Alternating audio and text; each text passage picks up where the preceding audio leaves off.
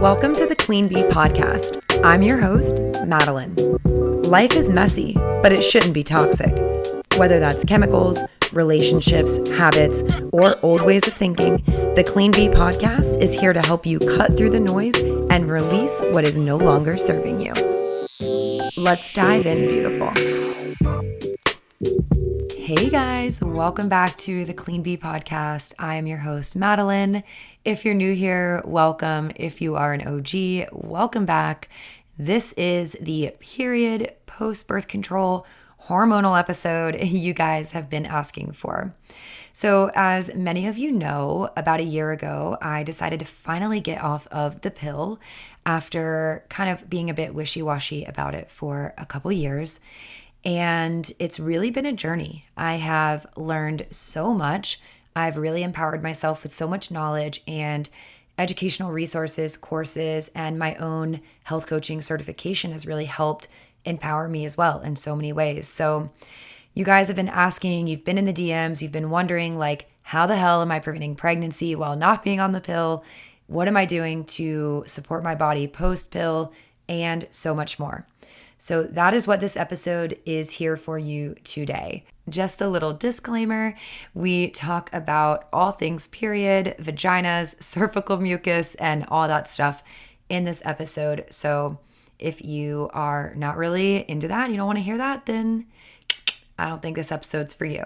But if you are curious to learn more, you want to know how to connect to your body on such a deeper level, and you want to understand a little bit more of the history of birth control and what the actual side effects are, then this episode is for you. I also just want to mention that there is never any judgment, and also just another disclaimer, please never take health advice from anyone online. Please just use it to educate yourself, use it to empower yourself with knowledge, and take what resonates and leave what doesn't. You are a beautiful, sovereign adult being with intelligence and wisdom and a mind of your own.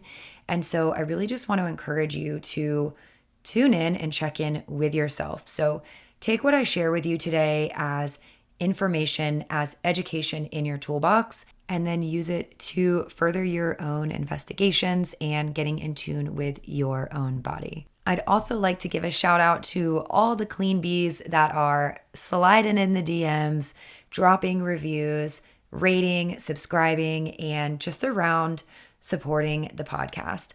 I see you, I hear you, and I appreciate you on such a deep soul level. The amount of effort and work that goes into creating this for you guys week after week is a lot. I'm not going to lie. So every bit of feedback and support means the absolute world. So on that note, if you haven't left a review yet, I would be honored and inspired by your words if you would be so kind to leave a review, follow on Apple Podcast, and drop some stars. And really the best way to also show support is by sharing this podcast with a friend. Once you finish listening, if you feel like there is a menstruating woman in your life that you know needs to hear this, send it to her. Send it over text, WhatsApp, DM, email, whatever. Let her know that you love her, you support her, and that you want her to do what's best for her body. So on that note, guys, you know the drill. Take what resonates, leave what doesn't. Enjoy this episode today, and I will see you on the other side. So I want to start out this episode with a poem. It is one that honestly, the first time I heard it, I was like feverishly nodding my head, like freaking out. I was like, oh my God, this is so accurate. And I have to let all my girlfriends know. Okay, so this poem was written by Gloria Steinem, who was an American feminist, really active in the 70s and 80s. And she wrote this essay. And the first time I heard it, I literally was like, oh my gosh, the accuracy. So I'm excited to share it with you now. If men could menstruate, clearly menstruation would become an enviable, worthy masculine event. Men would brag about how long and how much. Young boys would talk about it as the envied beginning of manhood. Gifts, religious ceremonies, family dinners, and stag parties would mark the day. Sanitary supplies would be federally funded and free. TV shows would treat the subject openly. So would newspapers and movies. Now, that is just a small excerpt from a much longer poem. I actually read it first in The Fifth Vital Sign, which is a book by Lisa Hendrickson Jack, which I will be sure to link in the show notes because I think it's a really helpful and important and powerful book. But yeah, I just really wanted to kind of set the tone. And, this is not a, man hater episode or anything by that means. It's just to shed light on the fact that for centuries, women have been told that our period and our cycle is gross, that it's dirty, that it's something to be ashamed of. And for the most part, we have listened, we've agreed, and we've just tried to hide it and keep it under wraps. And which, to sort of reference the brilliant work of Brene Brown, shame lives in the dark. So when we talk about things openly and we shine light on it, we are no longer allowing that topic to be considered shameful. And so that's really my aim and my goal with this conversation about birth control and about our periods in general. And so let's go ahead and continue the story. So like so many of you in the community, I too was on birth control. I actually started birth control when I was around the age of 18 because I became sexually active. And it was a conversation that I had with my mom and then at the time with my gynecologist, and we decided that it was the best fit. Now, I am definitely not going to intend to shame or put any kind of judgment around birth control. I think birth control is an amazing option. It's been an amazing invention, and it's allowed for family planning in a lot of ways, and it's given a lot of empowerment to women. So I don't want to neglect or downplay the magic of that. So I'm thankful that, I'm thankful in many ways that I got on birth control, because I definitely don't think that in my late teens and early 20s, I was 100% responsible enough to maybe do the cycle charting and fertility awareness method, which is what I will explain a bit more in this episode. But I also think that knowledge is power. And then when you empower people with tools and you educate them and teach them, you're actually giving them the ability to, do things that they otherwise wouldn't have done because they just didn't know, right? So I think by not providing the information, we're just assuming that people are incapable, whereas actually people are really capable and it is possible. And I think that that's, the importance of wanting to have this conversation today. So I was on hormonal birth control. I took it up until the age of 26. And then I did stop for about 1.5 to 2 years because we had moved to the Cayman Islands. And pretty much the reason that I stopped was because we were moving. We had moved from the Virgin Islands because of the hurricanes. You guys know the story. I didn't have health insurance, and, health insurance in America, when you don't have it, everything's expensive. I got a really cheap version of a birth control pill from one of my aunts who worked at a gynecologist, and I was just kind of like all over the place a bit. So I felt like my hormones were jacked up. I wasn't feeling like myself. I was under a lot of emotional and psychological stress and sort of overwhelm. And so my boyfriend and I agreed, we made the decision together that it was probably a really good idea for me to take a break. So at that time, I did have a fair bit of knowledge. I mean, I've been super interested in holistic health and wellness for many, many years, and I did feel empowered with that knowledge, but I definitely wasn't as educated as I could have been about my body and about my period in general. So I ended up going back on the pill at the beginning of 2019, and I just was like not listening to my body at all. I was super stressed at work, overwhelmed. I was having period pain, and my doctor was just like, yeah, you should just go back on the same pill that you're doing. You didn't really have any bad side effects from that, and it'll regulate your periods, the whole shebang. The thing that every woman listening to this episode is like, you're probably nodding your heads right now because you're like, yes, I've been told that same thing. And just a little quick insert is it's a lie. Okay? It's plain and simple. It's a lie. It does not regulate your period. It does not fix your period pains. It does not fix infertility. It does not do anything. It simply masks the symptoms and further prolongs a problem that you need to deal with. So just going to put that out there. So I ignore my body. I sort of abandon myself and just decide to get back on the pill because I was stressed out, didn't want to worry about it, and whatever. So I get back on it for the rest of that year. And then we come into 2020. And everybody, y'all all know the craziness that was 2020. And it was in the beginning of that year that I just got this intuitive hit, like, you need to get off the pill. It's time. All of the research that I had been doing, all signs were pointing to get off of the pill. And I felt like I was really delaying the inevitable, and I was ignoring and pushing down my intuition and just ignoring all of the signs. So this time, when I got off the pill for good, I felt very, very empowered, educated, and knowledgeable about what I knew I needed to do to support my body. So if you're listening right now and you're like, how was I ignoring the signs? Like, why was the evidence pointing for me to go off the pill? So now I want to bring the conversation into a lot of the unknown side effects, or they are known rather, they're just not discussed. And this is the part that really grinds my gears, to just throw in a little Family Guy quote there, is this just idea that when we're presented with knowledge that we wouldn't be able to make our own educated and discerned choice as a sovereign adult being. Honestly, that is what pisses me off so much about a lot of just Western and conventional medicine, is this sort of steamrolling of information and just assuming that the patient doesn't have the capacity to fully understand and make an educated choice, and that you're just going to ignore everything and just push something on someone.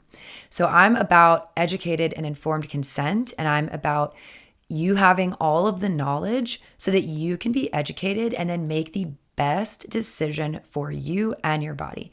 So for me, at the age of 18, probably going on the pill was the best educated, informed decision that I would have made, even in hindsight. So just putting that out there. This is not like an anti-pill conversation. This is just an awareness conversation.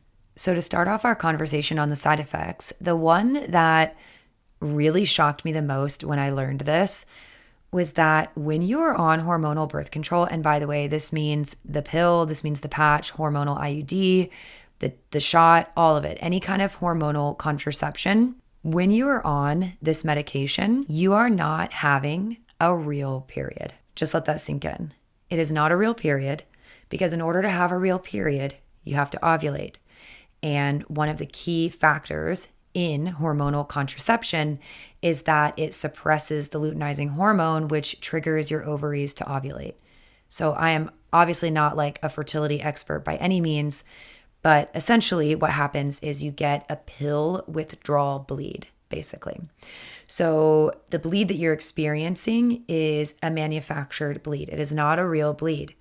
And if we think about, what is the point of the period, there is so much more to it than just, I'm not getting pregnant. There's a biological reason for everything that our body does. Everything is cohesive and has a beautiful synchronicity between it to make this body, which is our beautiful orchestra, run. This is why the period is often called the fifth vital sign, like that book that I mentioned in the beginning of the episode, because it tells us so much more about our health as a female. It can give us an indication how our hormones are doing, how our nutrient status is going, and so much more. And as well as, of course, our fertility. So it's such an important factor in our health. And to knowingly suppress and stop a really important biological function without really explaining that, I think, is really doing a disservice to so many women. Now, another side effect that often isn't really discussed openly is that the birth control pill, or hormonal contraception in general, is very nutrient depleting.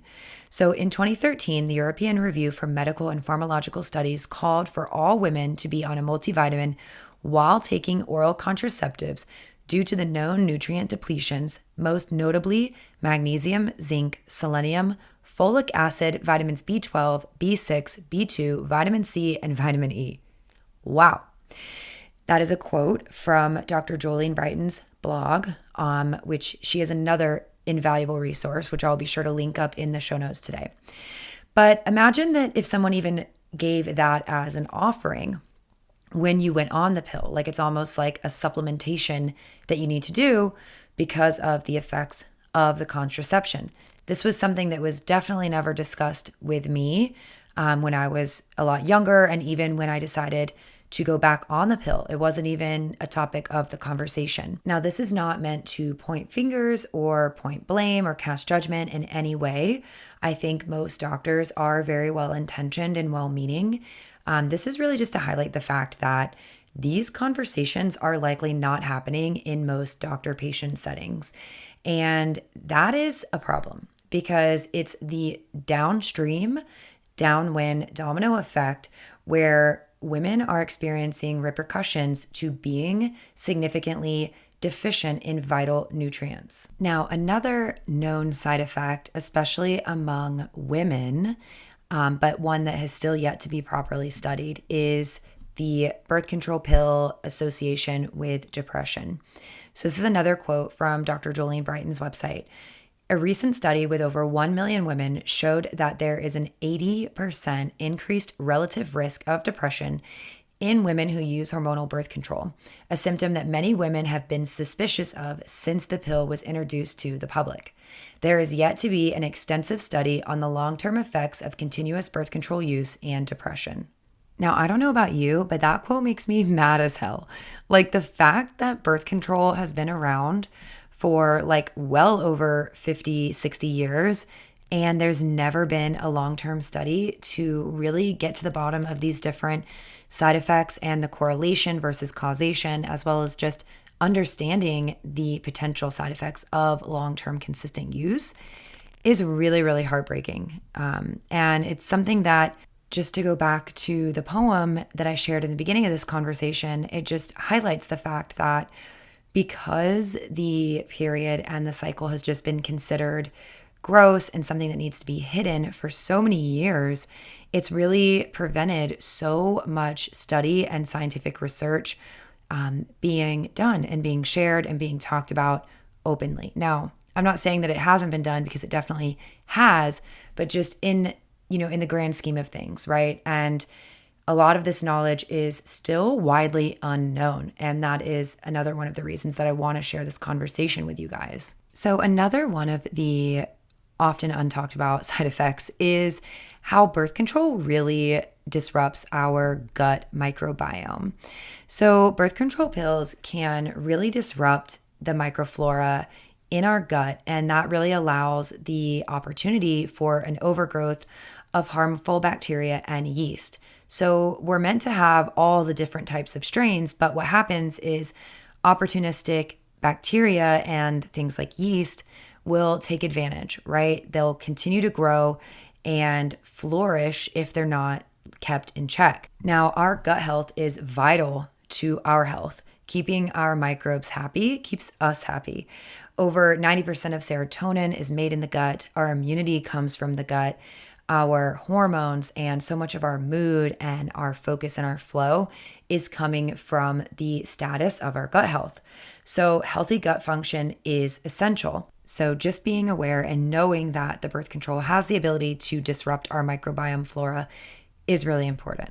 Now, something else that also isn't always discussed is the fact that taking the birth control pill can actually increase your risk of cancer, and certain types of cancers in particular: breast, cervical, liver, uterine cancer, to name a few. Now, there are various reasons, and each person is going to be different, but a lot of the, from my understanding and my research and my education and background, has been because of the manipulation of our hormones, essentially. We need a good balance between the estrogen and the progesterone and everything else that is keeping our fertility and our cycles flowing. Now, what happens when we have excess estrogen, which is also known as estrogen dominance, which is extremely common, especially among women that are on the pill for an extended period of time, is that we have an increased risk of certain types of cancers like breast cancer. So just thinking and just stating that as a fact and knowing that birth control increases estrogen dominance it makes sense to make that connection between the two. Not only is there a connection to cancer, but also increased risk of stroke and blood clots, inflammation, nutrient depletion, like we already talked about, and actually some other crazy stuff like actually affecting who you're attracted to. Like I remember the first time I learned about that, it's pretty crazy. It really just affects so much of our body and our physiological experience as a female. And it's just really bonkers when you think about it, of just how much of this really isn't discussed in the mainstream. So I don't share all of this with you to scare you by any means. You guys know the drill. Like I truly believe knowledge is power, and that we can be empowered with the knowledge to make the best decisions for ourselves.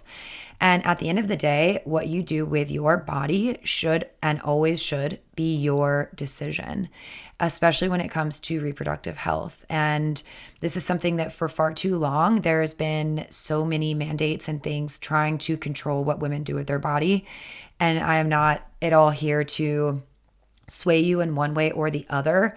I just want to provide the information again because knowledge is power. So now that we've gone over a little bit of the side effects and a little bit of like the history and some of the unknown or lesser known conversation pieces on birth control, I want to just share with you very openly and candidly how my experience has been since coming off of the pill. So like I said in the beginning of the conversation, I felt a lot more educated and knowledgeable and empowered when it came to coming off the pill this time, and coming off the pill for good this time. So a few of the things that I did to really support my body in those first 6 months coming off the pill was that I introduced a very specific lineup of supplements and nutrients to support my body. So like I talked about earlier in the episode, I introduced all of those nutrients that we are known to be depleted in when we are on the pill. So I incorporated a chelated zinc, a whole foods super B complex, which I actually used Pure Synergy, which y'all know I talk about them all the time and I'm forever promoting them because I just fully believe in the whole food, high vibrational supplementation that this company provides. So I took their Super B complex. I also took their vitamin herb blend for women. I also introduced a really high quality omega-3 supplementation, as well as magnesium. Now, magnesium deficiency, which I just want to touch on quickly, is one of the top reasons for an increased inflammatory response in the body. So this is another quote quickly from the book, The Fifth Vital Sign. And it states that up to 75% of us aren't getting enough magnesium from our diet. Women who suffer from dysmenorrhea have significantly lower serum magnesium levels compared to women without dysmenorrhea, and magnesium supplementation has been found to significantly reduce PMS symptoms, including fluid retention and weight gain, end quote. Now, if you are a menstruating female and that doesn't make you want to run out and get magnesium right now, I don't know what else does. I always recommend magnesium. I've recommended it to my vibrancy health coaching clients, to my friends, my loved ones, and really anyone that asks or will listen, because not only for women, but for men as well, magnesium is a vital nutrient that is important for over 300 different bodily functions. So again, this is one of those nutrients that is significantly depleted when we are on hormonal birth control. Now, a few other supplements that I included into my healing protocol post-birth control is DIM. So DIM stands for diindolylmethane, and it is a compound that's created when you digest cruciferous vegetables like broccoli and Brussels sprouts. So taking DIM in an absorbable formulation encourages active and healthy estrogen metabolism. So like I mentioned earlier, a common side effect of long-term consistent birth control use is estrogen dominance. And now that doesn't necessarily mean that your estrogen is through the roof. It actually can just mean that it's the ratio between estrogen and progesterone. I also included L-Glutamine, which if you guys follow me over on the gram, you know I talk about it all the time for its benefits in gut health. But essentially, L-Glutamine is an amino acid that helps to protect the integrity and the barrier of the gut lining. So like I mentioned before, Birth control can really disrupt the microbiome and can also affect the integrity of your gut lining, which is actually less than a human hair thick. So that is the only thing protecting your insides from everything that's going from your mouth all the way down your body and out through your anus. Sorry for that visual, y'all, but I'm always going to tell you like it is. Now, in addition to these supplements, I was already taking the Pure Radiance C from Pure Synergy. That is, again, shout out Pure Synergy, one of my favorite brands. And they have this Pure Radiance C, which is just an incredible whole foods based vitamin C. And so I was continuing with that. I was also continuing with my whole foods based greens and superfoods powder, which I love the Pure Synergy brand that they have, but I also love Athletic Greens. That's what I'm taking currently. That also has the introduction of functional mushrooms, as well as probiotics and so many other delicious, beautiful herbs and adaptogens that are really supportive to the body. So those are some of the very practical, tactical supplement stack tips that I can share with you today. Again, these are what I have been doing personally. Please do not ever take medical advice from anyone on the internet. That includes me. Please always use your own discernment and your own intellect to digest and absorb the information and then ask questions, talk to your doctor, talk to your health coach, and investigate further to make sure that it's the right decision for you. Now, to switch gears a little bit, I want to talk about a few of the more spiritual things that I've also undertaken since coming off of the pill. Now, this may sound a bit odd to some of you, but I truly believe in the power of our mind and the power of our intention. Now, when I came off the pill this time, which now is over a year ago almost, is I really set the intention for my body to heal. And I really just said it out loud. I spoke it into the universe and I told myself that every single day my body was healing. It was getting rid of the estrogen dominance. It was getting into flow and it was balancing itself as it should be. Something else that I really practiced consistently and still do to this day is I take my hands and I actually place them on my womb space. And what I do is essentially what I think, now again, I'm not a Reiki practitioner or anything, but I think I'm essentially doing my own form of novice Reiki because I intend with my hands to send healing energy to my womb space and to my ovaries. Now, I know some of you are probably like, what? And then maybe some of you are like, yes, I get it. But, this is what has worked for me. And I really feel like it's really powerful, you guys. I think as women, collectively, there is this mother wound, which is something that we all carry in some form or another. And from the suppression of our period symptoms to the blatant steamrolling over what we're experiencing and being told to, just take the pill's going to solve all your problems. There is a collective wound there, and that is something that we need to honor and respect and show love and affection for an area of our body that we often overlooked. I don't know about you, but for me, for many years, I hated my period. I loathed it. I just ignored so many aspects of my body and so many signs and symptoms that it was using to get in touch with me. And now I'm just at the stage in my life where I want to honor and respect every cell of my being. And I want her to know that I am here for her and I'm not going to abandon her anymore. Now, the last component to the sort of spiritual aspect or process in calling in that healing energy is really just honoring my body, talking about it with my girlfriends and my loved ones, and just not being ashamed, not holding the energy of shame around my period, and just being open to receiving the information. I think there's a lot of power in that. And when we set the intention to heal, our body truly, truly listens. Now, to shift gears a little bit, we're going to talk about what I'm doing instead of the pill. So many of you guys have reached out and asked, okay, so you're not on the pill. How are you not getting pregnant? And I just want to tell you, first that there is a very small window of when pregnancy and conception can actually occur. Contrary to what a lot of us believed when we were younger, we cannot get pregnant every single day of our cycle. Depending on your ovulation and your cervical mucus patterns, there is about a 1 to 6 day window of when you are actually able to conceive.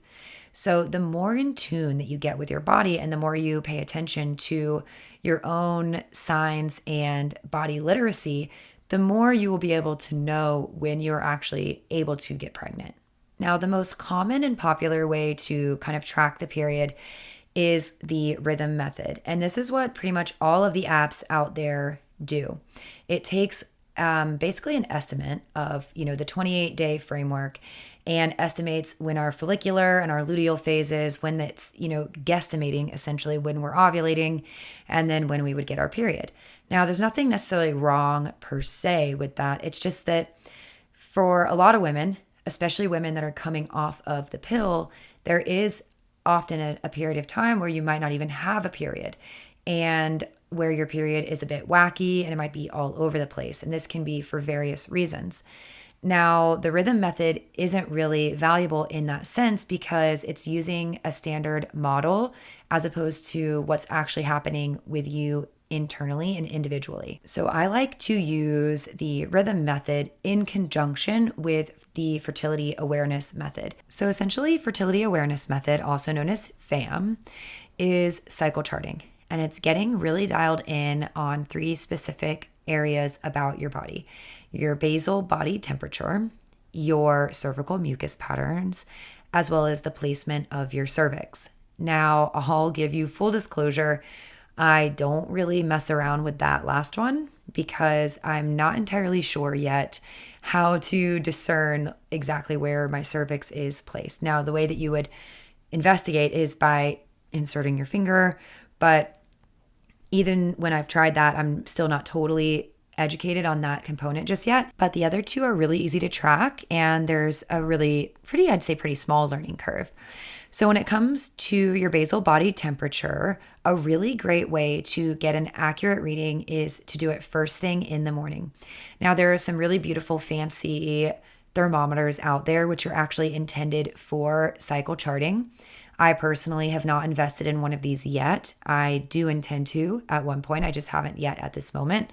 So I'm just using a regular thermometer, but essentially you put the thermometer under your tongue and you want to leave it for about 5 to 10 minutes, especially if you're using a just regular thermometer, to really get an accurate reading. And you want to do this first thing in the morning before you get out of bed, so that way you are not moving around and increasing your body temperature. So before ovulation, our basal body temperature is actually a little bit lower. And then once ovulation has occurred, our body temperature increases slightly until we have our menstruation. So this is a really important component in order to be able to track if ovulation occurred. Now, I don't know about you guys, but I definitely have gotten so dialed into my body where I know when I've ovulated because I can even feel that difference in my body temperature, especially when I'm sleeping.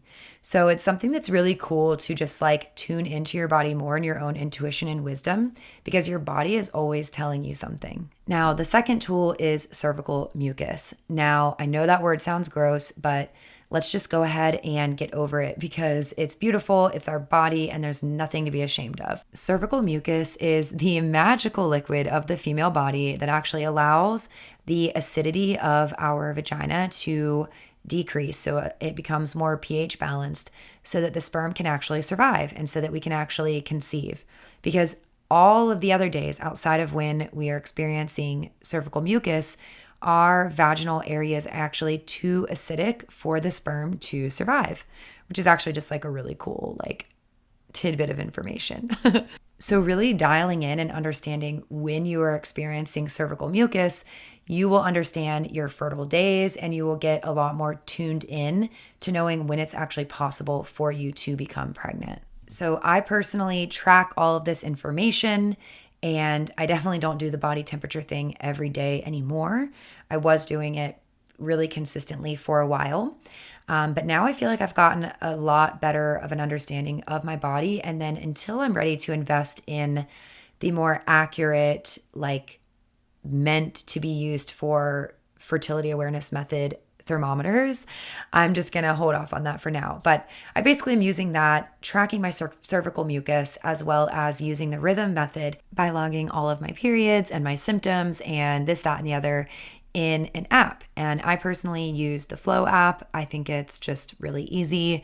And the more that you use it, the more accurate I feel like the data becomes. And it's also really helpful for you to get a really accurate overview of what a normal cycle is for you. And that's pretty much it, you guys.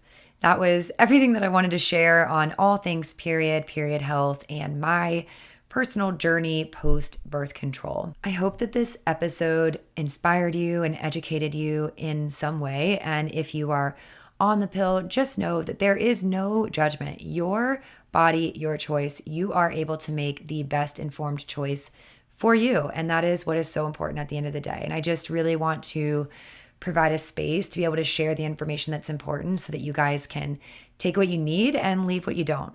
So I will be sure to include a ton of resources and references in the show notes for you guys. So be sure to check that out and shoot me a DM if this episode resonated with you. Share it on social media and send it to a girlfriend. Honestly, so many women are struggling with their period.